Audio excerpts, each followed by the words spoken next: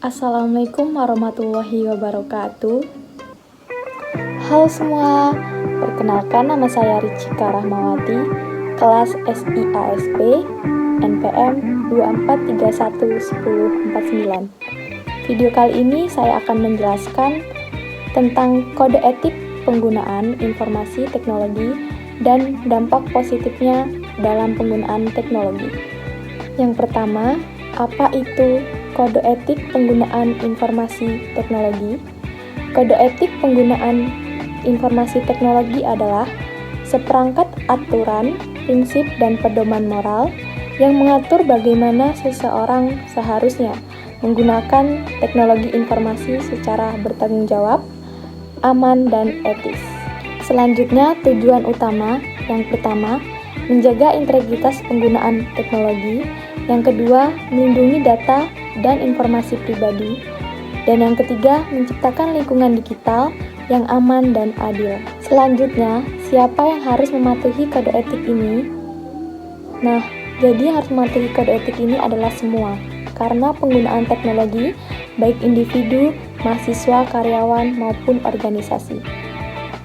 Selanjutnya, pentingnya kode etik dalam penggunaan informasi teknologi.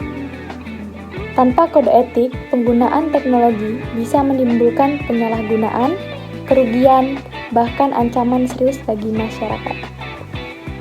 Selanjutnya, risiko dan dampak negatif. Yang pertama, privasi data, kebocoran informasi pribadi, dan pencurian identitas. Yang kedua, keamanan informasi, serangan cyber, peretasan, dan malware. Yang ketiga, cyberbullying, pelecehan atau intimidasi secara online. Dan yang keempat, plagiarisme dan pelanggaran hak cipta, menyalin karya orang lain tanpa izin. Selanjutnya, peran kode etik dalam penggunaan teknologi. Kode etik penggunaan informasi teknologi berfungsi sebagai panduan moral dan aturan perilaku agar penggunaan teknologi bisa terhindar dari risiko dan dampak negatif yang sebelumnya disebutkan. Bagaimana kode etik memitigasi risiko? Yang pertama, melindungi privasi dan data pribadi. Aturan kode etik mendorong pengguna untuk tidak menyebarkan pribadi orang lain tanpa izin. Dampak positifnya, mencegah pencurian identitas dan penyalahgunaan data. Contohnya, seorang karyawan dilarang menyebarkan nomor rekening pelanggan ke pihak luar. Selanjutnya, contoh kasus. Yang pertama, kasus sukses penerapan kode etik.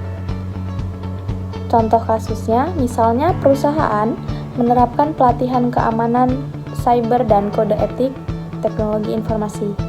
Hasilnya, kebocoran data bisa dicegah. Nah, itu termasuk kasus sukses penerapan kode etik. Yang kedua, kasus pelanggaran kode etik.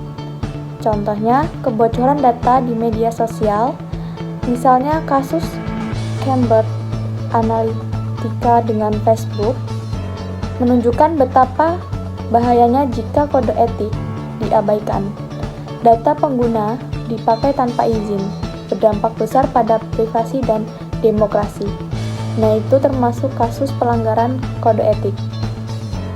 Selanjutnya, manfaat kode etik. Yang pertama, bagi individu, melindungi data pribadi, membantu membangun reputasi sebagai pengguna teknologi yang bertanggung jawab. Bagi organisasi, menjaga kepercayaan konsumen, mengurangi risiko hukum dan kerugian finansial.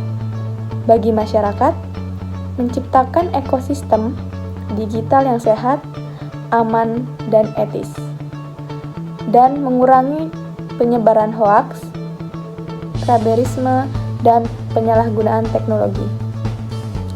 Jadi, kode etik pengguna informasi teknologi sangat penting untuk dipatuhi karena dapat mencegah dampak negatif, melindungi privasi, dan menciptakan penggunaan teknologi yang lebih bermanfaat. Dengan mematuhi kode etik, kita bukan hanya menjaga diri sendiri, tapi berkontribusi pada keamanan dan etika masyarakat digital secara keseluruhan. Itu tadi penjelasan video dari saya. Terima kasih. Saya akhiri. Wassalamualaikum warahmatullahi wabarakatuh.